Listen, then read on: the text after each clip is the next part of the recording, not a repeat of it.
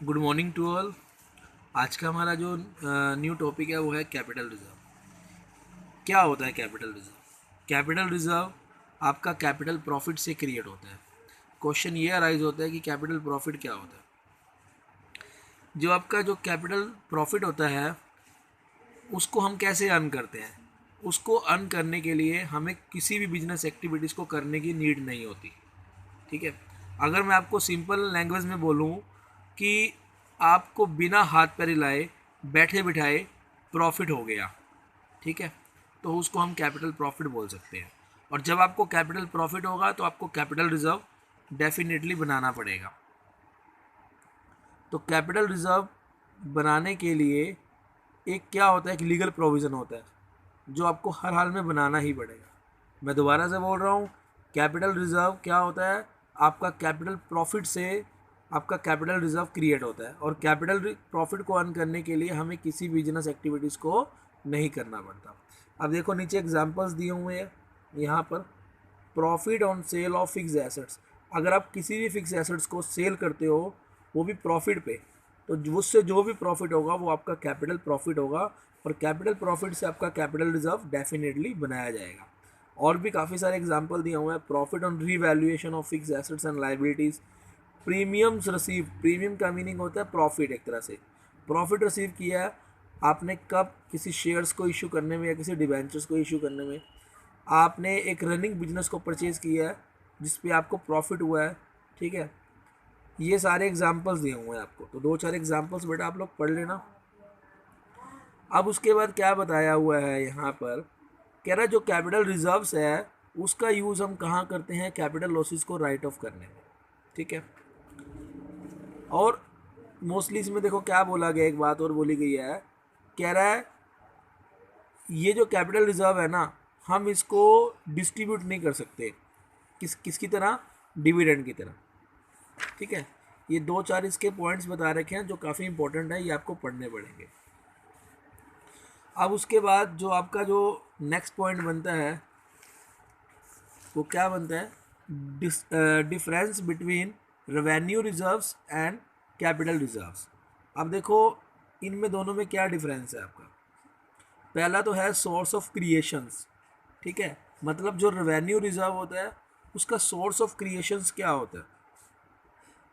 देखो आपका जो रेवेन्यू रिजर्व का जो सोर्स ऑफ क्रिएशन है वो है नेट प्रॉफिट, ठीक है। नेट प्रॉफिट्स अगर आपको होगा तो इट मीन्स आपका क्या बन जाएगा, वहाँ से आपका रेवेन्यू रिजर्व बन जाएगा, ठीक है बेटा। उसके बाद है कैपिटल रिजर्व। कैपिटल रिजर्व आपका कहाँ से क्रिएट होता है? अगर आपके पास कैपिटल प्रॉफिट है तो आपका कैपिटल रिजर्व क्रिएट हो जाएगा। उसके बाद है यूज़। हम लोग इसको यूज़ कैसे करते हैं, ठीक है, इसका क्या यूज़ होता है? कह रहा है जो स्पेसिफिक रिजर्व है ना, जो स्पेसिफिक रिजर्व है उसको तो हम सिर्फ यूज़ करेंगे स्पेसिफिक पर्पस के लिए, लेकिन जो आपका जनरल रिजर्व है उसको आप किसी भी पर्पस के लिए यूज़ कर सकते हो। जैसे आपने डिविडेंड्स को डिविडेंड डिस्ट्रीब्यूट कर दिया है शेयर होल्डर्स के बीच में। उसके बाद है, लेकिन जो कैपिटल रिजर्व है आप इसको डिस्ट्रीब्यूशन ऑफ डिविडेंड में की तरह यूटिलाइज नहीं कर सकते, ठीक है बेटा। लेकिन इसने बोला है कि कुछ कैपिटल रिजर्व्स हैं जिनको आप एज ए डिविडेंड डिस्ट्रीब्यूट कर सकते हो। उसके बाद है पर्पस। जो ये रिजर्व्स है आपके, इसको आप क्यों क्रिएट करते हो? ताकि आप अनफोर्सिन लॉसेस को क्या कर सको? राइट ऑफ कर सको, और आपकी जिससे बिजनेस की जो फाइनेंशियल पोजीशन है काफ़ी स्ट्रॉन्ग दिखाई जा सके। उसके बाद है जो ये वाला रिजर्व है इसको आप क्यों क्रिएट करते हो? ताकि आप कैपिटल लॉसेस को पूरा कर सको, ठीक है। और क्या कहते हैं, जो आपको बताया गया है कंपनी एक्ट के द्वारा बताया गया। अब उसके बाद है नेक्स्ट पॉइंट है सीक्रेट रिजर्व्स। सीक्रेट नाम से पता लग रहा है, सीक्रेट रिजर्व्स क्या होते हैं? ये एक ऐसे रिजर्व्स होते हैं जिनको हम लोग बैलेंस शीट में दिखाते नहीं हैं। और जैसे इसको हम कैसे क्रिएट करेंगे? इसको हम क्रिएट करेंगे उस फिगर पे जो से मान लो आपका जो आपका एक्चुअल प्रॉफिट है ना, हम वो नहीं दिखाएंगे, उससे कम पे दिखा देंगे हम उसको, ठीक है। और या फिर हम इसको ऐसे भी दिखा देंगे, जो आपकी एसेट्स हैं उसको कम वैल्यू पे दिखा देंगे और जो लाइबिलिटीज़ है उसको ज़्यादा वैल्यू पे दिखा देंगे। तो इसमें क्या होगा, इसमें कहीं ना कहीं सीक्रेट रिजर्व्स एग्जिस्ट करेंगे। तो मतलब जो आपकी जो एक्चुअल पोजीशन है ना फर्म की, ठीक है, वो आपकी रियलिटी में दिखाई नहीं गई।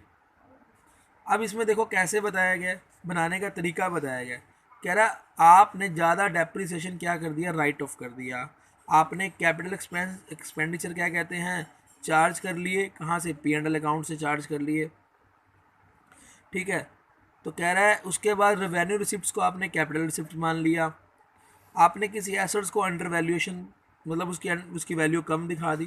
तो ये आपको वेज बता रखे। उसके बाद है एडवांटेजेस बता रखे हैं। पहला क्या है, फाइनेंशियल स्टेबिलिटी। अब देखो आपका ना जो सीक्रेट रिजर्व्स है ना, वो आपकी बिजनेस की जो फाइनेंशियल पोजीशन है एक तरह से उसको स्ट्रांगली शो करता है। मतलब अगर आपके पास सीक्रेट रिजर्व है तो इंटरनली जो आपकी फाइनेंशियल पोजीशन है वो स्ट्रांगली होगी।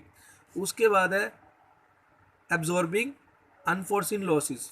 अब देखो क्या होता है, ये आपकी ना जैसे मान लो कोई अनफोर्सिन लॉस है, ठीक है, तो सीक्रेट रिजर्व क्या करता है, उसको भी क्या कहते हैं, एक तरह से ख़त्म करने में आपकी हेल्प करता है। उसके बाद है रेगुलेटरीज ऑफ डिविडेंड।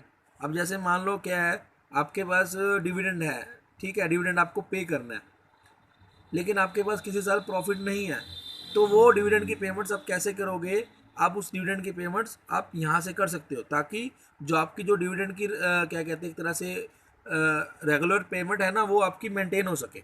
उसके बाद है अवॉइडेंस ऑफ कंपटीशन। अब देखो आप एक्चुअल प्रॉफिट दिखा ही नहीं रहे, तो कंपटीशन की तो बात ही नहीं उठती।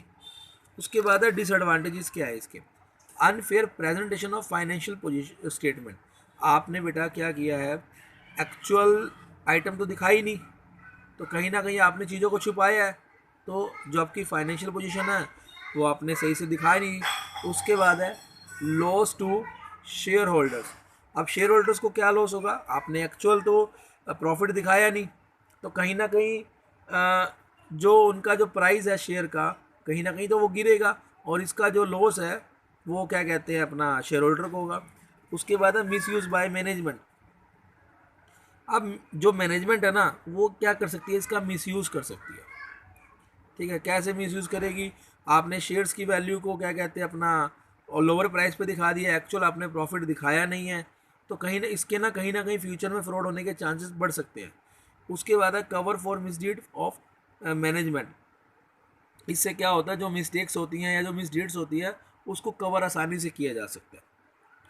अब एक बात और, वैसे देखो कंपनी एक्ट, जो हमारा कंपनी एक्ट है पहले 1956 था, अब 2013 है, उसमें सीक्रेट रिजर्व बनाने की कोई परमिशन वैसे नहीं है, ठीक है बेटे। तो ये बेटा ये हमारा चैप्टर कंप्लीट हो चुका है। ओके बेटा।